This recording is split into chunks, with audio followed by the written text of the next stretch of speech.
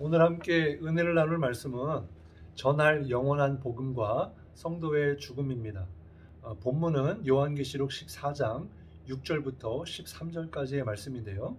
오늘 말씀을 통해 은혜가 있기를 주님의 이름으로 축복합니다. 먼저 본문 말씀 6절과 7절 말씀을 한번 살펴보겠습니다. 또 보니 다른 천사가 공중에 날아가는데 땅에 거하는 자들 곧 여러 나라와 족속과 방언과 백성에게 전할 영원한 복음을 가졌더라.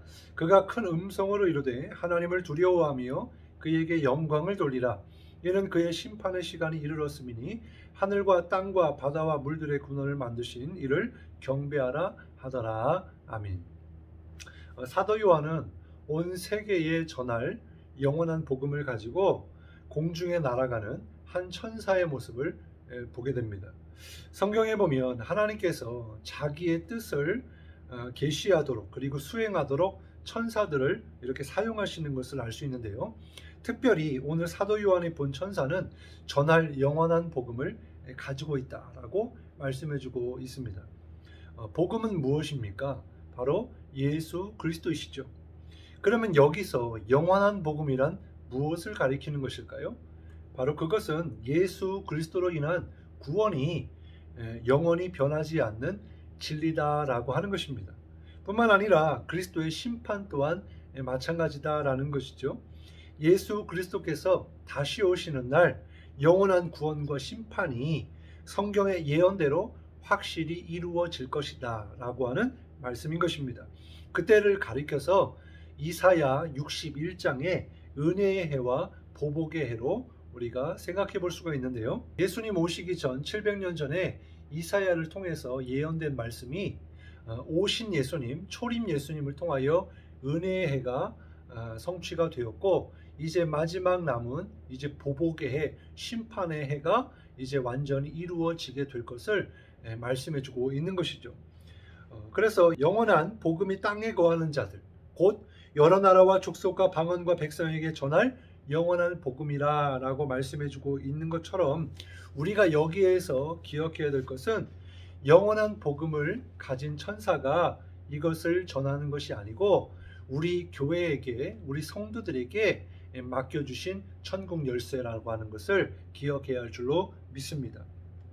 언제까지 이 주신 사명을 감당해야 될까요? 바로 주님이 다시 오시는 그날까지 우리는 이 사명을 감당해야 할 것입니다. 본문 7절에 보니까 심판의 시간이 이르렀다 이렇게 말씀해요. 그렇습니다. 점점 주님의 때가 가까이 오고 있다라는 것입니다. 주님을 믿는 우리가 주님이 오시는 그날까지 우리에게 맡겨주신 이 영원한 복음, 이 전할 복음을 우리가 전해야 될 줄로 믿습니다. 다시 한번 본문의 7절을 보면은 우리의 존재의 목적 그리고 마지막 때를 살아가는 우리 성도들이 마땅히 해야 될 일이 무엇인가 라고 하는 것을 말씀해 주고 있는데, 그것은 바로 주님을 경외하는 것입니다.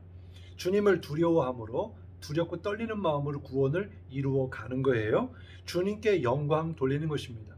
왜냐하면 주님이 이 모든 만물을 지으신 창조주이시고 또 구원자이시기 때문입니다. 주님은 유일하신 하나님이시고 생명의 하나님이시고 능력의 하나님이시고 치료의 하나님이시기 때문에 그렇다라는 것입니다.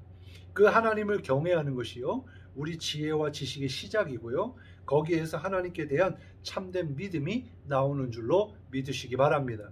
그렇기 때문에 우리가 그러한 주님을 바라보면서 이 땅에 사는 동안 큰 성 바벨론, 이 세상의 권력과 또 이 세상에 대한 두려움을 우리가 갖지 말고 오직 주님만을 의지하며 하나님만을 경외해야 될 줄로 믿습니다. 본문 8절부터 11절까지에 바로 이 큰 성 바벨론에 대한 이야기가 나오는데, 바로 이 큰 성 바벨론은요 마침내 멸망하게 될 것입니다. 큰 성 바벨론이 무엇입니까? 요한계시록 17장 5절과 18절에 보면 땅의 임금들과 은에 음행하는 큰 음녀라, 그들을 다스리는 큰 성이다 라고 말씀해주고 있어요. 또한 19장 3절과 10절에서는 땅의 왕들이 그로 더불어 음행하였고 땅의 상인들도 그 사치의 세력을 인해 부유함을 얻었던 크고 견고한 성이다, 이렇게 말씀해주고 있습니다. 그러나 이 견고한 성, 큰 성 바빌론이 어떻게 된다고요? 마침내는 무너지게 된다라는 것입니다. 왜요? 하나님이 심판할 것이기 때문이죠.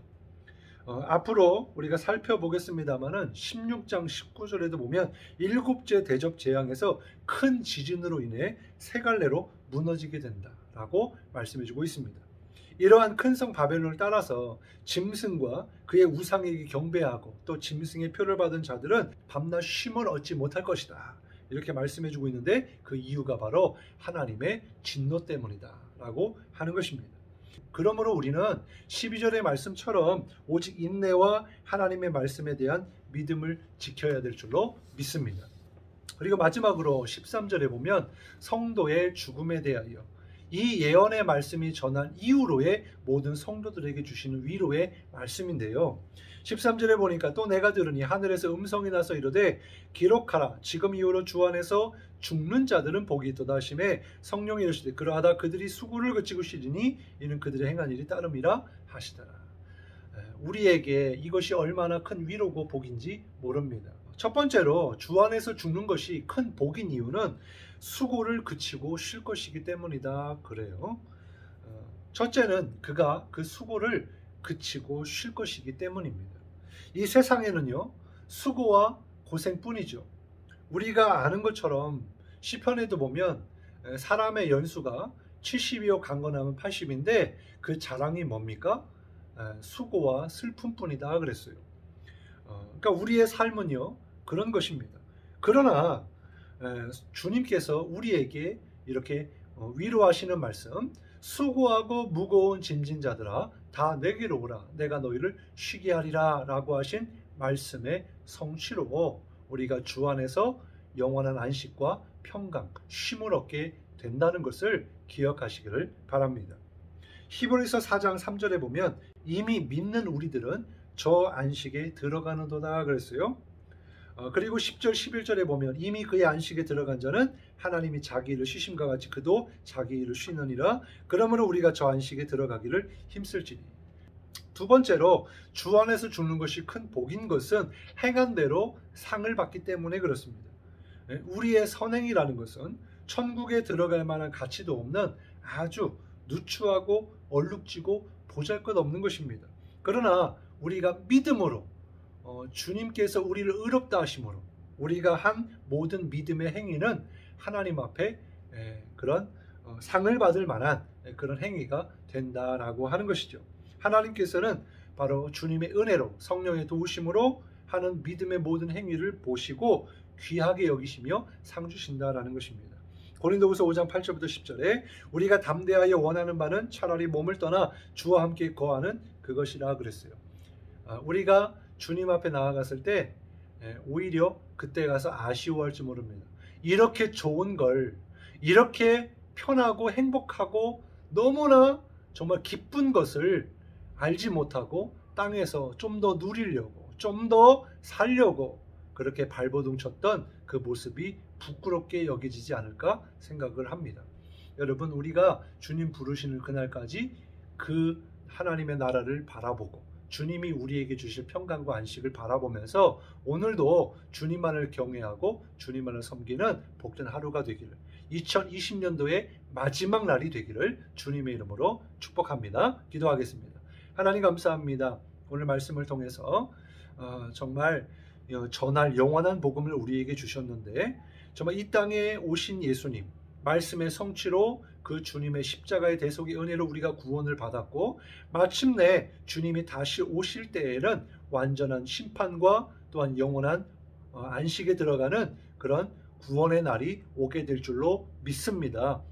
하나님, 우리가 그날을 바라보면서 살아가게 될 때 믿음으로 승리하게 하시고 또한 언제든 주님 부르실 때 하나님 나라에 들어가서 영원한 안식과 평강을 누리게 하여 주옵소서. 오늘 2020년도 마지막 날입니다. 오늘 하루를 주님과 함께 동행하며 주님께 영광 돌리는 하루가 되게 도와 주옵소서. 감사드리며 예수님 이름으로 간절히 기도드리옵나이다. 아멘.